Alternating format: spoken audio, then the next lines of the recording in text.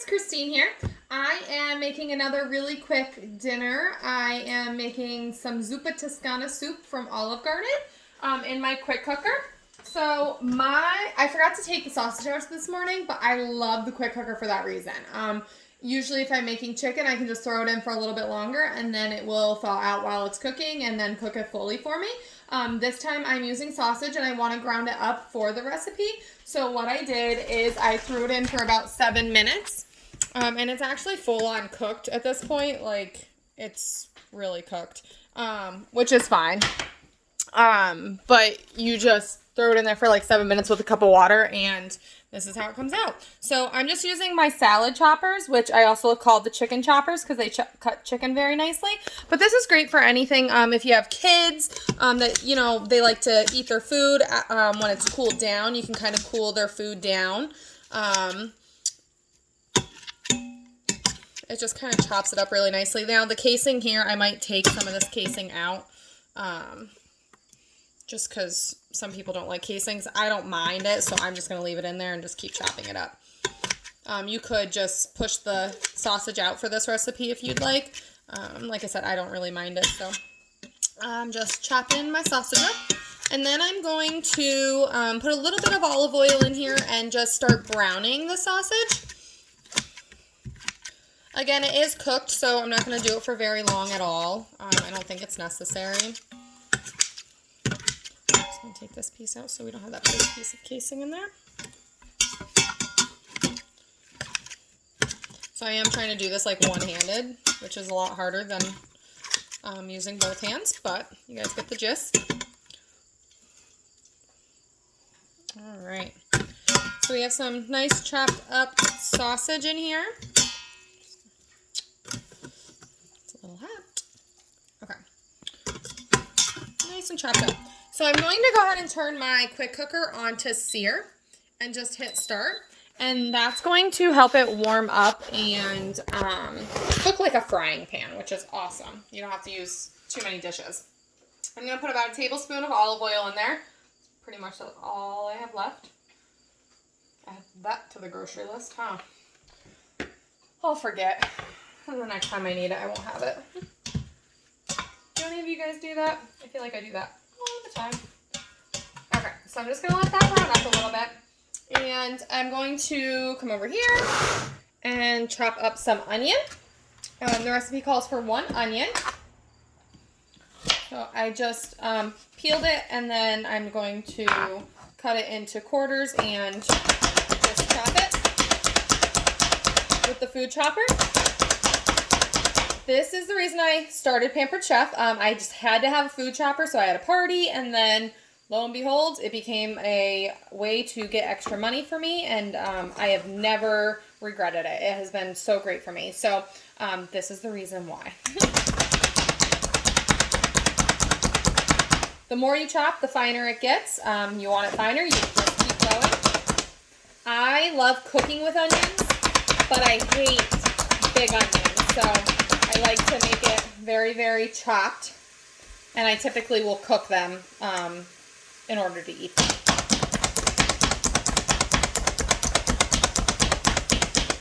Here I'm cutting on our large groove board, cutting board. So you can see there's a groove here. So if you're cutting anything up really wet or like deer meat, so we're hunters, so deer meat is really nice on here because most of the blood gets in the sides of it, or watermelon, it will catch all that juice. So I'm just going to put our onions in. Trying to do this with one hand again.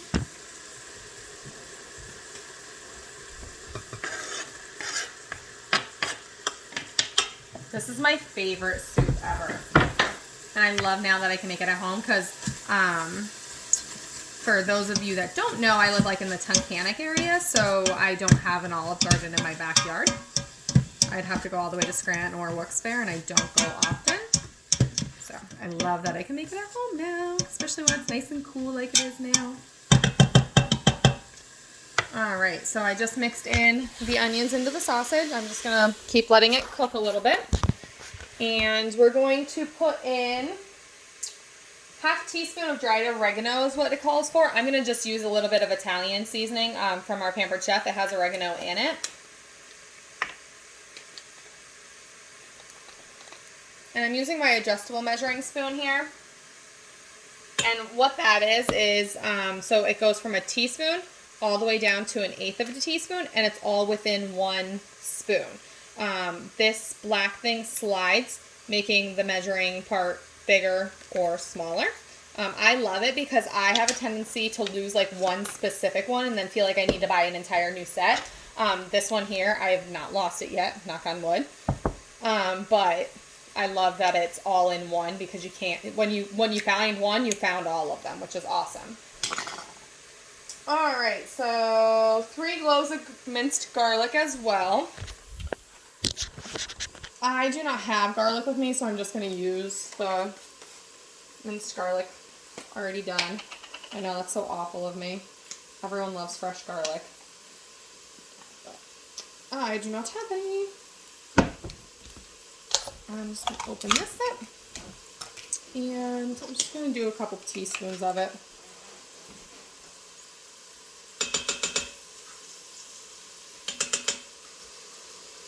Okay, heaping teaspoons of it.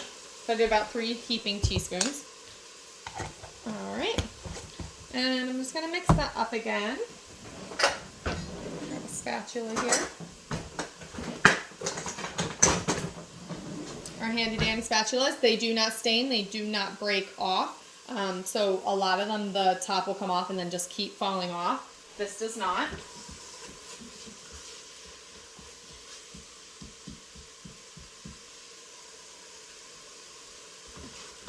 All right, it's looking good.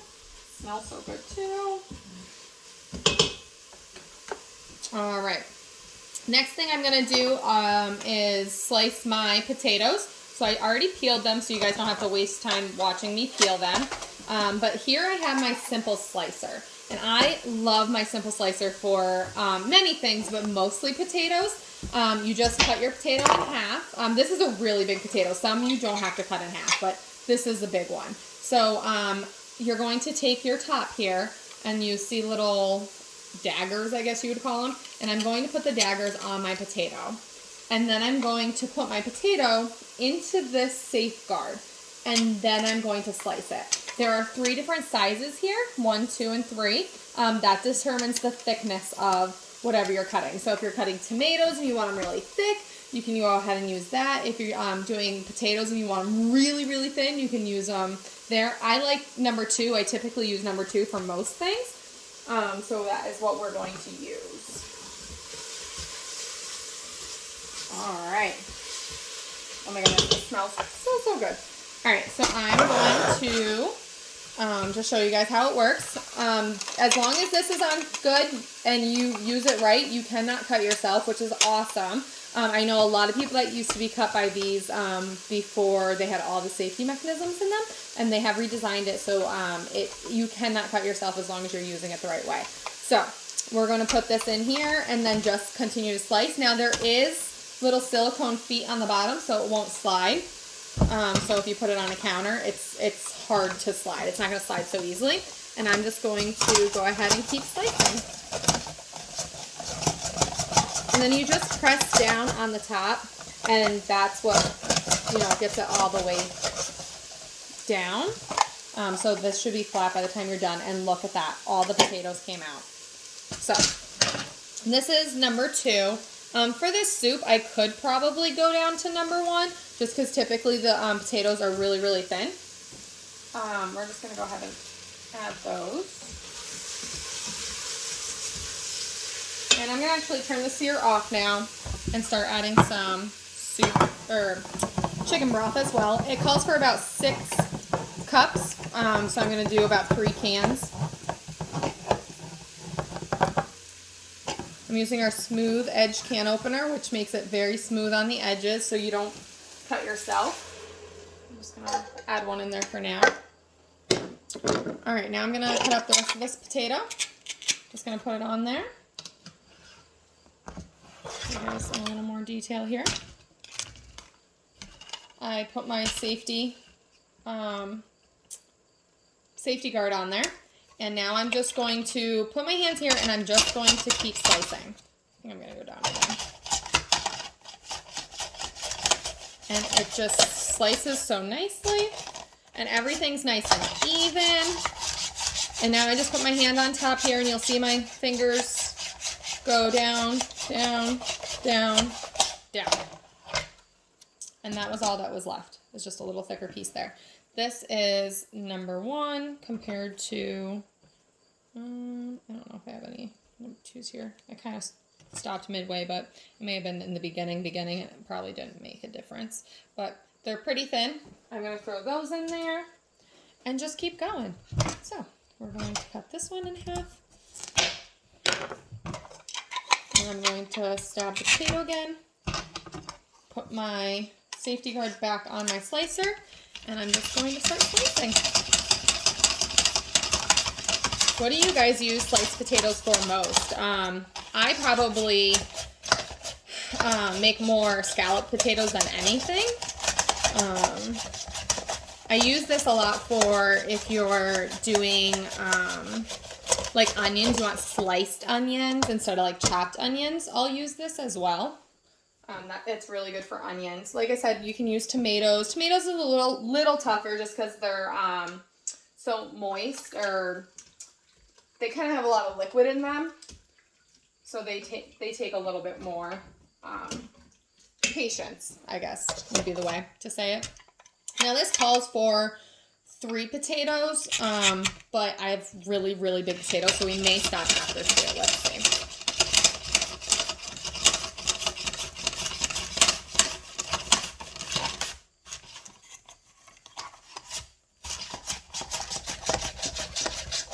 And then I'm just going to put my hands up, or my fingers up here, and we'll see them slide down further and further and further.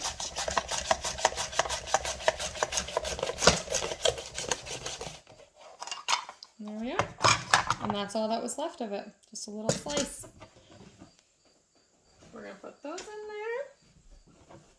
there. I love the simple slicer. All right, so let's open my other 2 cans of chicken broth. All right, so I had olive oil, sausage, garlic cloves, onions, dried oregano, potatoes, 6 cups of chicken broth, salt and pepper to taste, so I'll add that. And then we add kale in half and half when it's all done.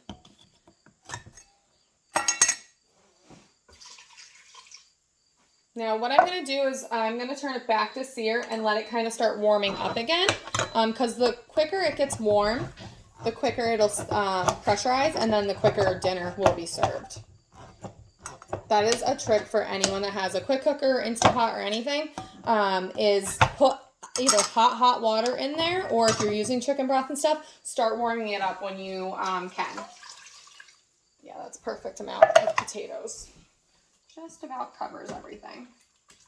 So I'm just going to mix it up. Make sure all my potatoes get like really wet and mixed in there. So here we are. Our zuppa toscana soup. Like I said, we'll just add the half and half and kale afterwards. Actually, I don't have kale either, so we're not putting that in there today. But I love my kale in there. All right, I'm just going to make sure all the potatoes are down in the water, and then I'm going to seal it up. So you can see here the top. This is up because I released it before when I cooked the sausage. And now when I put this down, click this button here, this goes into place. It sings to you when everything's in place the right way. Oh, my computer started singing to me. It was trying to show me a new recipe. Okay, so this is down and flat. It's kind of dirty, I'm sorry. My hands are dirty. And I'm just going to turn this on to chicken or poultry. I use that setting the most just because I know that's high pressurized. So we're going to take the time down to 5 minutes. And then we're going to hit start. Now this going around means that it is pretty much like loading. It's saying that it's not pressurized yet, so it needs to come up to pressure before the 5 minutes starts, because the 5 minute pressurized time is that time that it actually cooks for. So This little red button here will pop into place, meaning it is completely pressurized, and then the timer will start and it'll cook for 5 minutes. So I'm going to just leave that here for a couple minutes, I guess, and then I am going to make some paninis to go with it. Let's see, we'll throw this away. Have to get everything out. I will show you guys some of my other favorite things.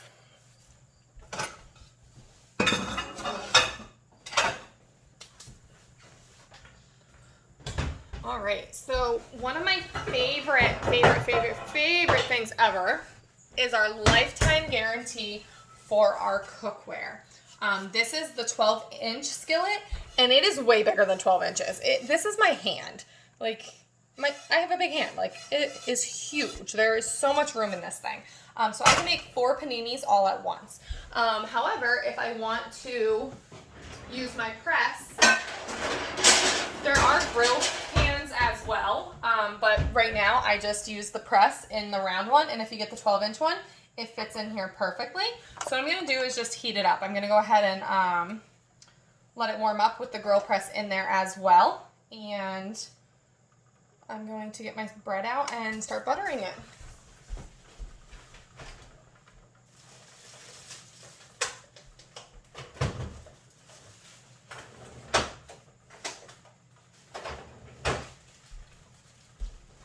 Sometimes I like to put bacon on my paninis. Sometimes we do like just ham and cheese.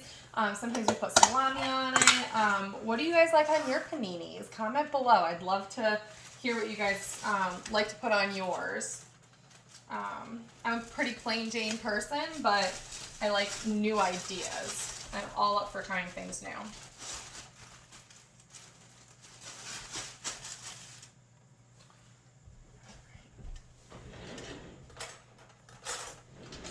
Do you guys ever feel like you just cleaned your entire kitchen and then now it's dirty again?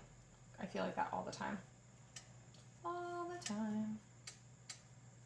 Oh, Gunnar has joined us. He's down here. He's my helper. He's wet from swimming. All right. Just buttering some bread. I am so excited for the fall. Today, while I make this video, it is Thursday, September 18th. September 17th, sorry, 17th. And it is a beautiful, beautiful fall day outside. And I could not resist. I got this like orangish shirt and I'm wearing a Halloween scarf already. I know it's only September, but it was all the fall feelings I had this morning. It's just like cool outside. Not too cold, just cool. All right. See if the clicker's not there yet.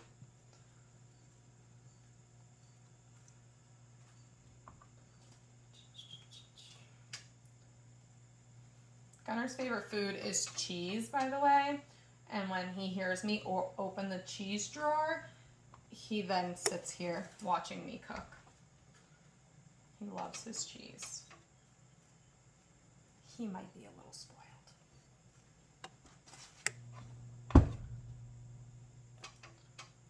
All right.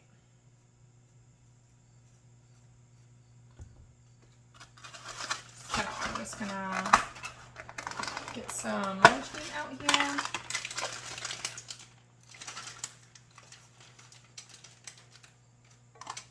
I like using the Italian bread for paninis because it's a little bit thicker. You can use whatever you choose. I was gonna actually make fresh bread, but I kind of ran out of time and didn't do it yesterday. So that is for another day.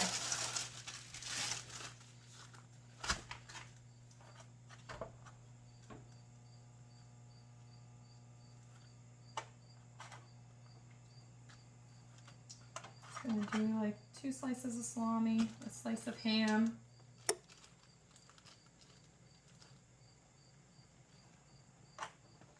and then some cheese. I know a lot of people like to put different kinds of cheeses on yours. We just do American, and if we have something else, we'll throw something else on there. I like Munster cheese a lot, so sometimes I'll throw some mustard on there. All right, so we're gonna go ahead and make our first sandwich. Put it on there nicely. And I'm going to pick up my press and flop my sandwich down there. And then I'm going to do the other one.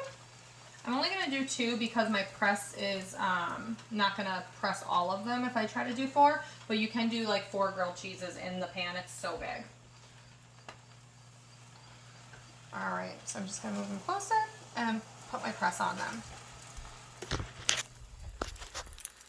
Voila. Just give it a couple minutes to cook.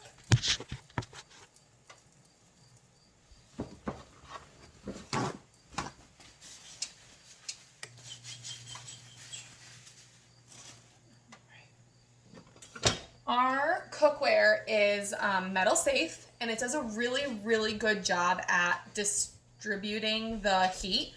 So everything cooks evenly in them. When you see these sandwiches, you'll see that they are browned like everywhere. One won't be cooked more than the other, which is fantastic.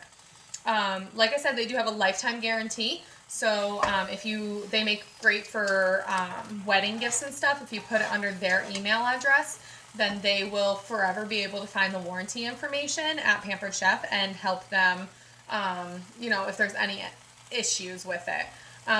Another favorite of mine, or detail about them, are that the cookware is metal safe. So if I was using a metal spatula, that is totally safe to do so. Sometimes it'll get a small scratch on it here and there, but it's not going to peel up like the Teflon does. It does a really, really good job being metal safe as well. And then I love that you can put it into the oven. The only thing on it that's not oven safe is the handle, but the handle removes. It comes right off. Great for storing or putting in the dishwasher. They are dishwasher safe as well. So you can put the put it in the dishwasher and then lost my train of thought while I'm cooking. You put it in the dishwasher and then put the handle back on it, or you can store it nicely. So I'm just going to go ahead and flip my panini. And you're going to see how beautifully browned these are. They are awesome. I'm going to put my press back on there. And then we'll do the 2 others. Check on our quick cooker. It is starting to boil now, so it should be almost there.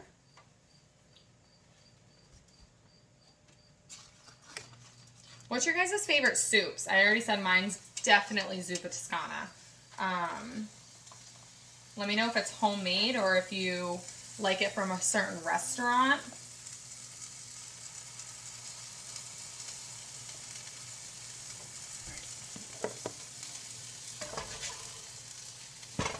Just a little bit longer.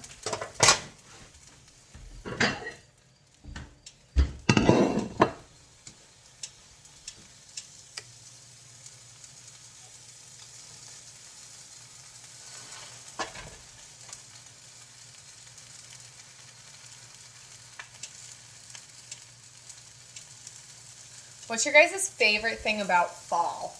I love the leaves, of course, the changing of the leaves. I love fallen leaves. I love playing in the leaves. Gunner, when he was a puppy, he used to chase leaves. He probably would still do it now.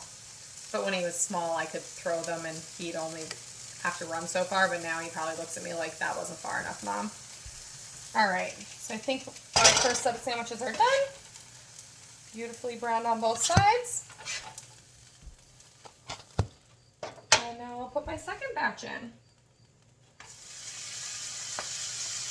Like I said, I love that it evenly cooks your food.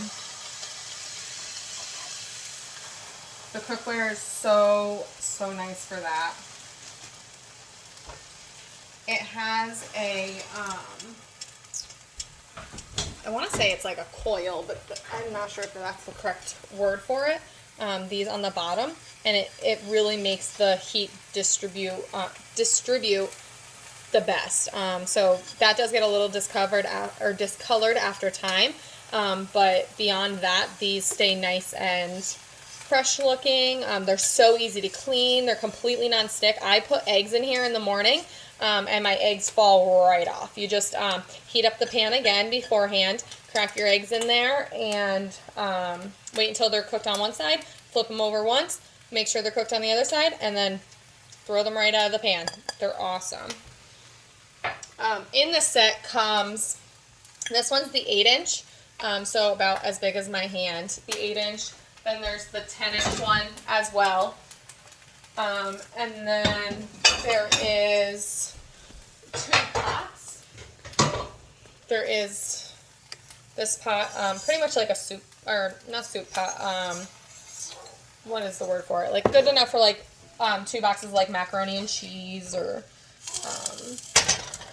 it's like about that size. Maybe it's called a soup pot, I'm not sure.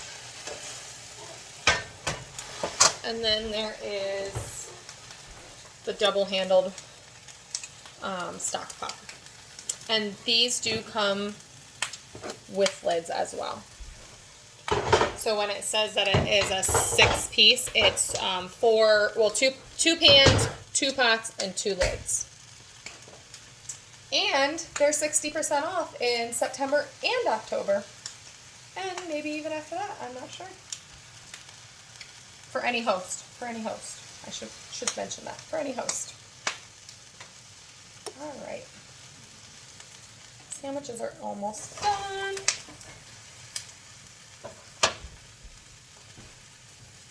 The quick cooker is, I think, almost there. Because of the chicken stock broth not being warmed up, it takes a little bit longer. You could put it in the microwave to warm it up if you'd like, if you want to dirty another dish. Like I said, I usually just turn it on to sear and let it warm up a little bit, but I didn't do it as quickly as I usually do. Alright, I think these are probably good. Oh, they are beautiful. Look at these sandwiches. Beautiful.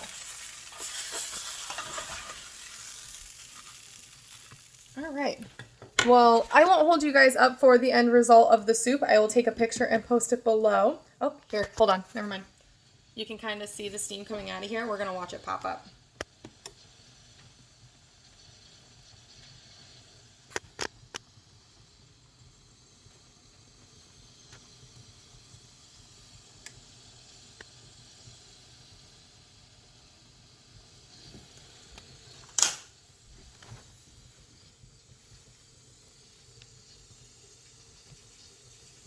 You can tell it's coming up to pressure, and there, it's sealed.